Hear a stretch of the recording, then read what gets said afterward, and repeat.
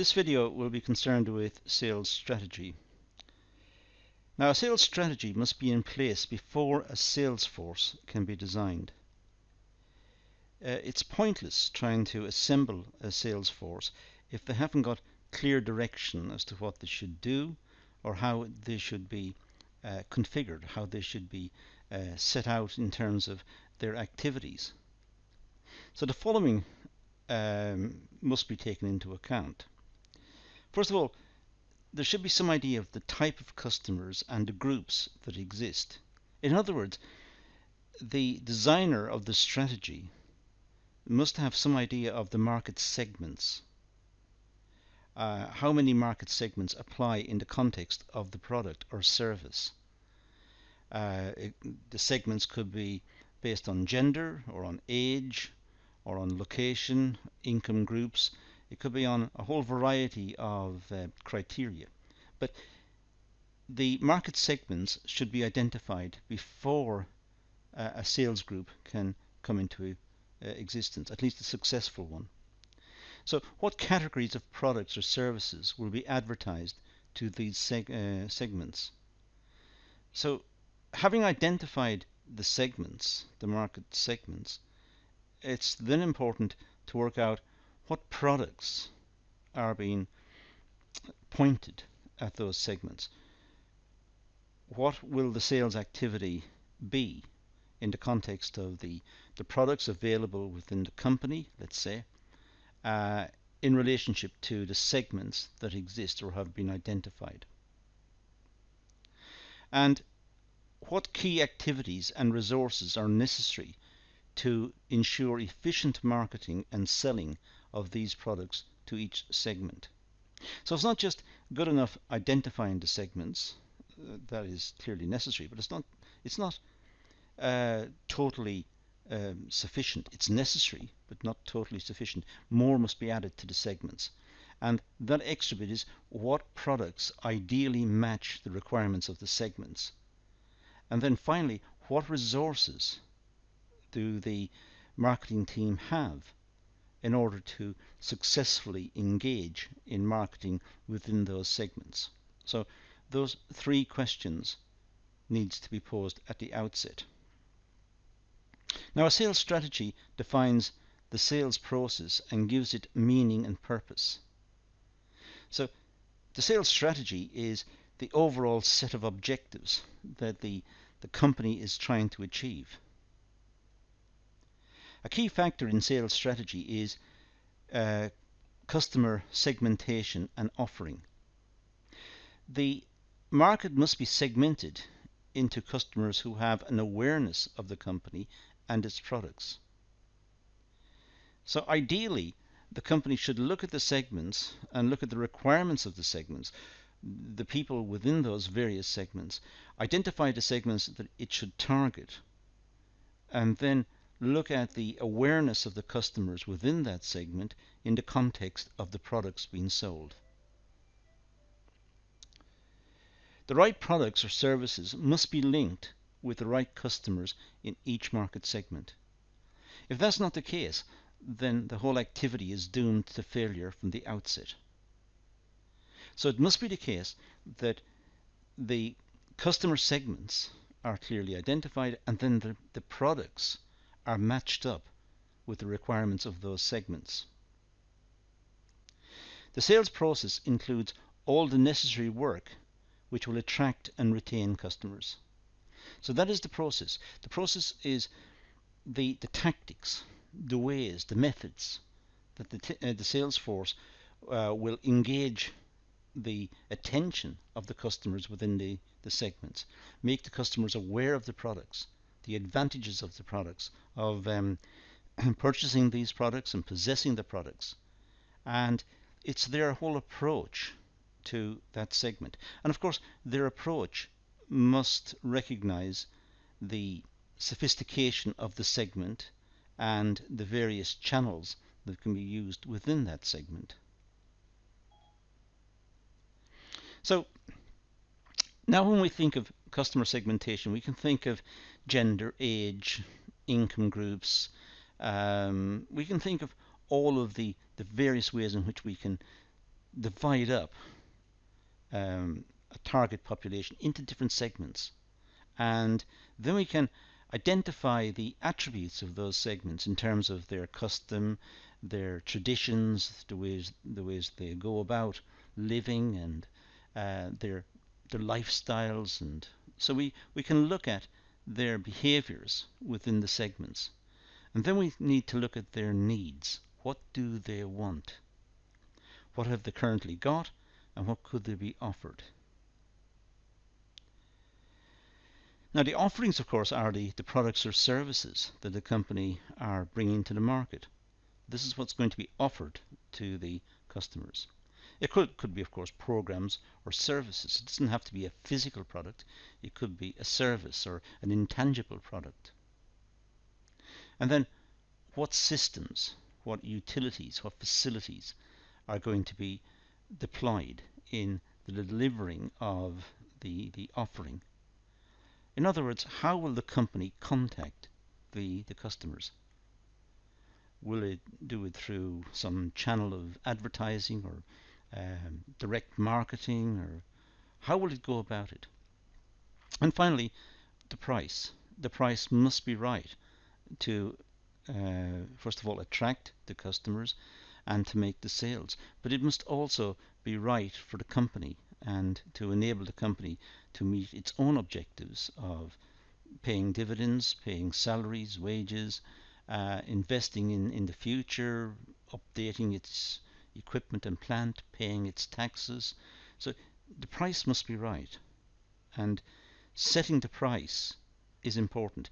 If it's set too high, it may allow competitors to come into the market and take the customers. If it's too low, it may jeopardize the future of the business. So setting the price is a particularly tricky exercise. Now, the sales process, well, we start with customer attraction and retention activities. And this is based on this article by Saltner and Sinha in 2004.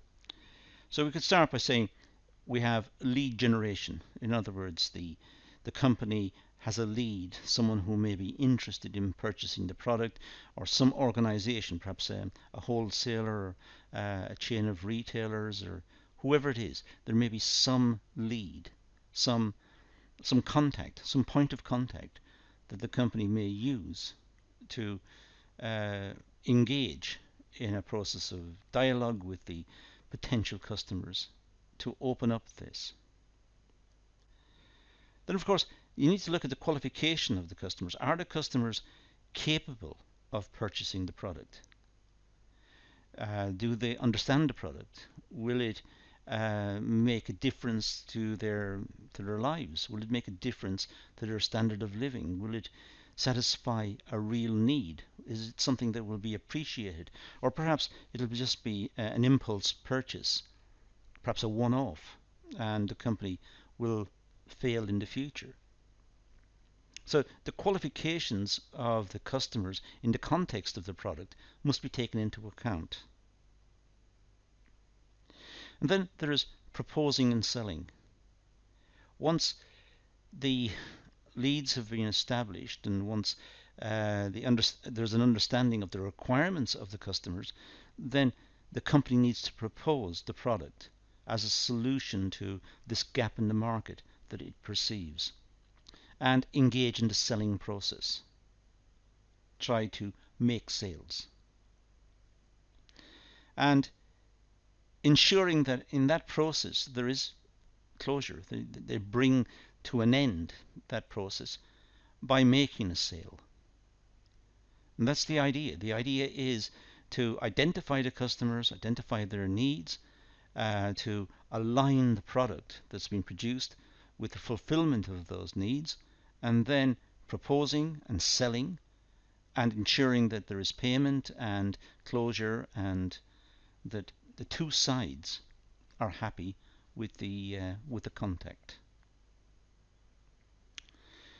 There should be fulfillment of the order. In other words, that the order is fulfilled, it's delivered, it's of the appropriate quality, and there should be some after-sales service, depending on, of course, the price of the product and the nature of the product, there should be some after sales service to give support to the purchaser.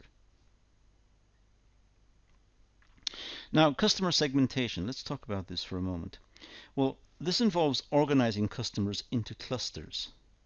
Customers can be segmented on the following basis. First of all, by profile. What are the customers like? How do we profile the customers? They could be profiled in terms of they are property owners, they are homeowners, they work in certain occupations. They could be profiled by gender, by age, by education, by location.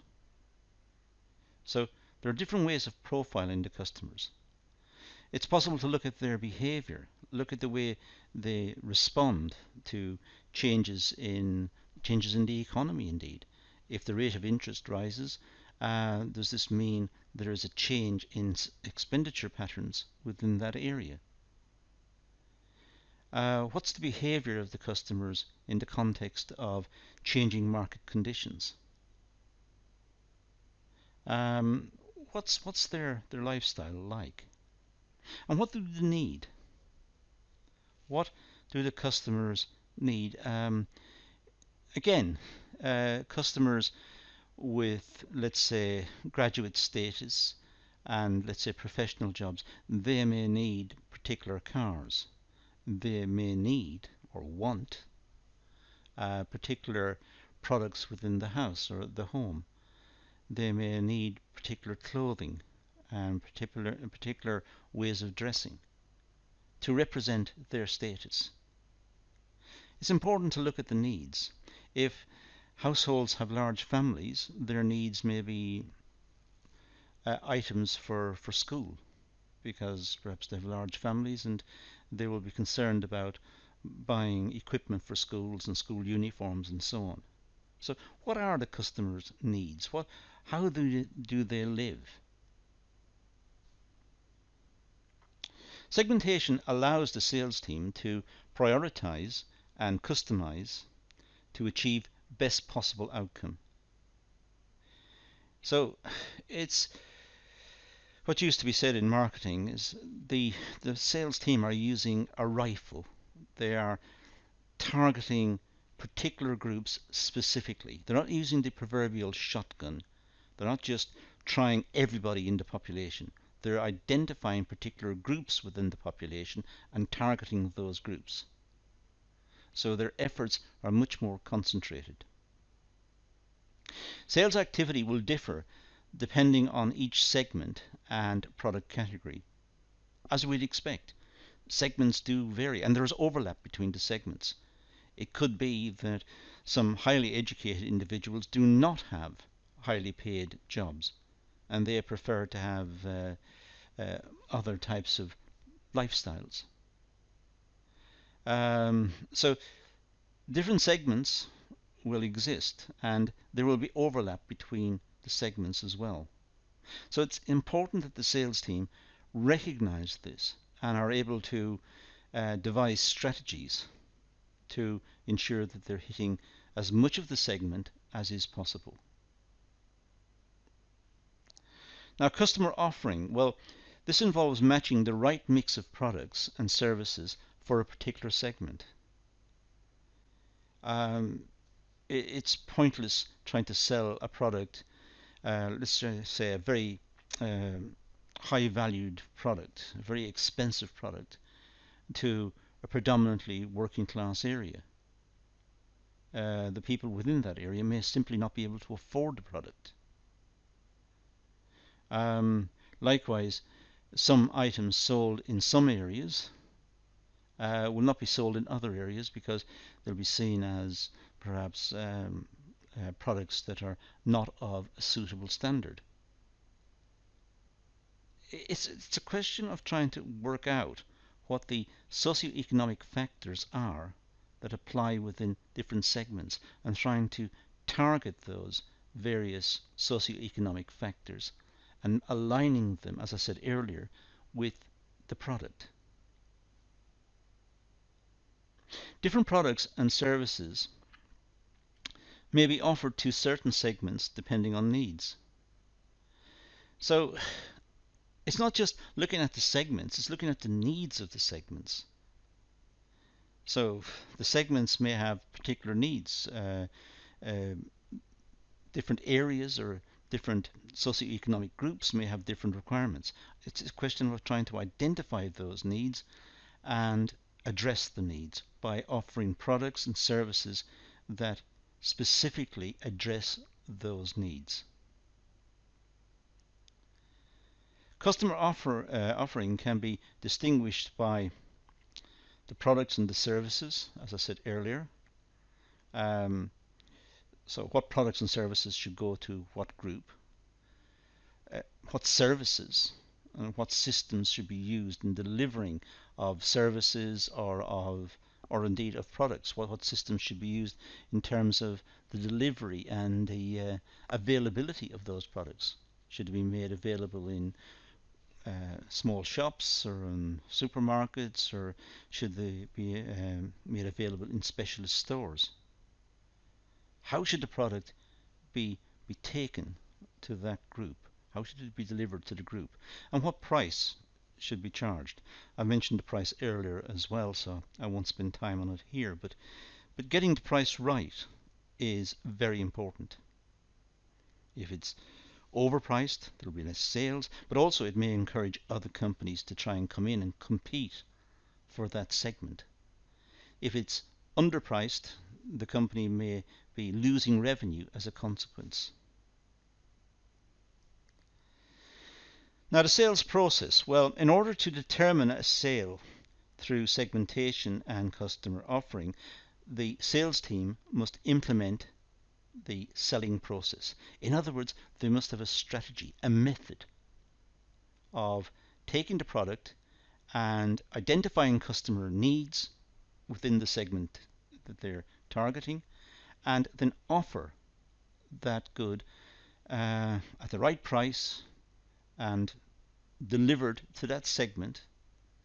And they must have a strategy to do that. It can't just be made up on the hoof. It has to be worked out carefully in advance. Following a set of activities, these were defined by Suffner and Sinha, the article we're essentially following here, show a basic approach to determining a sale. For example, lead generation and qualification, making sure that the leads can be picked up. Who wants to buy the product? That's a lead. If they can find that, that's a lead. That's a way into the market. And are they capable of buying it? It's not just a question of who wants to buy it, but can they actually afford it? Will it result in a sale? Are they qualified to buy it, in other words?